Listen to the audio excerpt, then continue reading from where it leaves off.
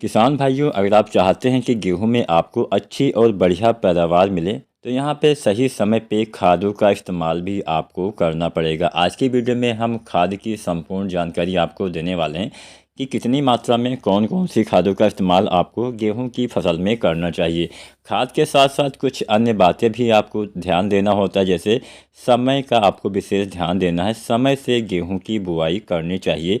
गेहूं की बुआई जो अगेती बुआई करते हैं वो 20-25 अक्टूबर से ही स्टार्ट हो जाती है, यानी गेहूं की बुआई अब स्टार्ट हो गई है। अब बुआई अभी जो अगेती वाली वैरायटियाँ होती हैं उनकी बुआई किसान साथी जैसे DBW 370, 371, 372, ये जो तमाम नई किस्में हैं या कुछ पुरानी किस्में हैं 303, 222, 187, इनका या फिर कोई भी अन्य किस्म जो अगेती बुआई के लिए अनुकूल हो उसकी बुआई आप 20-25 अक्टूबर से लेके लगभग 5 से 7 नवंबर तक करते हैं तो आपको बढ़िया उत्पादन मिलता है। जितना देर में आप बुआई करेंगे उतना पैदावार कम मिलता है। सिंचाई पे भी आपको ध्यान देना है। पहला पानी 21 से 25 दिन पे और दोबारा से आपको पानी कब देना होता है, दोबारा से अपने फसल अपनी मिट्टी के अनुकूल आपको जो सिंचाई है वो करनी चाहिए 40-45 दिन। या फिर मान लीजिए मिट्टी में जल्दी नमी की कमी हो जाती है तो हल्की हल्की बार बार जल्दी जल्दी सिंचाई आपको करना पड़ता है। भारी मिट्टी है तो वहाँ पर जो समय है मतलब अपने मिट्टी की नमी के हिसाब से आपको जो सिंचाई है जो पानी है उसका चयन करना चाहिए। अब हम बात कर लेते हैं खादों के बारे में। सबसे पहले जानेंगे बुआई के समय क्या डालना चाहिए। सबसे पहले तो गोबर खाद, वर्मी कंपोस्ट, ये तमाम जो ऑर्गेनिक खादें होती है इसका इस्तेमाल आप कर दीजिए। वर्मी कंपोस्ट हो सकता है थोड़ा महंगी मिले, लेकिन गोबर खाद आसानी से आपको सस्ते दाम पे मिल सकती है। तो गोबर खाद का इस्तेमाल आपको जब आप गेहूँ में जुताई करवाते हैं, अंतिम जुताई के आसपास पूरे खेत में फैलवा दीजिए। उसके बाद में जुताई करवा दीजिए तो पूरे खेत में आसानी से फैल जाता है। तो गोबर खाद बहुत फ़ायदेमंद होती है। इसमें आपका NPK यानी नाइट्रोजन, फास्फोरस, जो पोटास, ये 3 मेन तत्व होते हैं वो पाए जाते हैं। इसके अलावा बहुत सारे जो सूक्ष्म तत्व होते हैं, जो माइक्रो न्यूट्रिएंट्स होते हैं, वो भी पाए जाते हैं। अर्थात गोबर खाद अपने आप में ही एक कंप्लीट खाद मानी जाती है। ऐसा नहीं कि हाँ आपने रासायनिक खाद डाला वो 10, 15, 20 दिन, 25 दिन या अधिकतम 50 दिन तक ही काम करेगा, लेकिन जो गोबर की खाद होती है वो साल दर साल, 2 साल, 3 साल तक ये धीरे धीरे काम करती रहती है। तो यहाँ पे गोबर खाद वगैरह तो हो ही गई। अब इसके बाद हम जानते हैं जो हम रासायनिक खादों का इस्तेमाल करते हैं। तो गेहूँ की बुआई के समय आपको DAP का इस्तेमाल करना चाहिए। DAP कितना डालना है?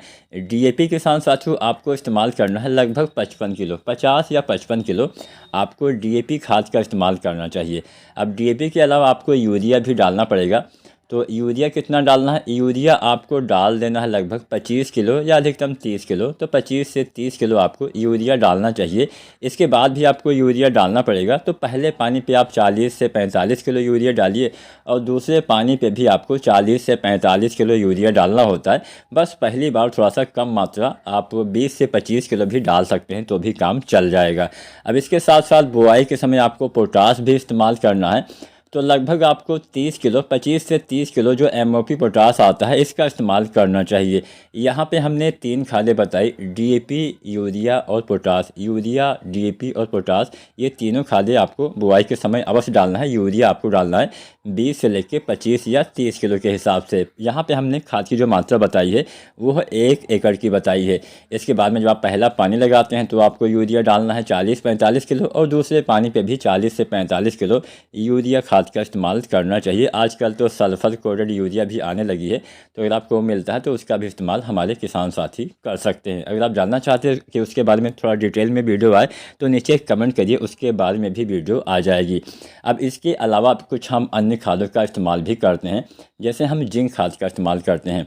तो मान लीजिए आपने धान की फसल में जो जिंक है इसका इस्तेमाल किया हुआ था तो आपको जिंक यहाँ पे नहीं डालना है। धान में अगर आपने जिंक डाला था तो आपको गेहूं की, अगर आप धान के ही खेत में गेहूं लगा रहे हैं तो आपको जिंक का इस्तेमाल नहीं करना है। मतलब 1 साल के अंदर 2 बार आपको जिंक नहीं डालना होता है।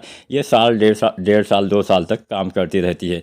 अगर आपने नहीं इस्तेमाल किया है तो 33% वाली जिंक 5 से 6 किलो या 7 किलो डाल लीजिए, या फिर 21% वाली जिंक 8 से 10 किलो आप इस्तेमाल करेंगे तो भी आपका जो काम है वो चल जाएगा।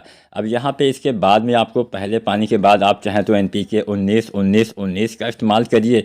जब आपके जो गेहूं की बालियाँ जो है वो तने के अंदर आ जाए गोब अवस्था में, यानी बालियाँ आने से पहले 0.34 का इस्तेमाल करेंगे तो अच्छा लाभ मिलेगा। वीडियो जानकारी पसंद आई हो तो लाइक शेयर करें और चैनल को सब्सक्राइब करें।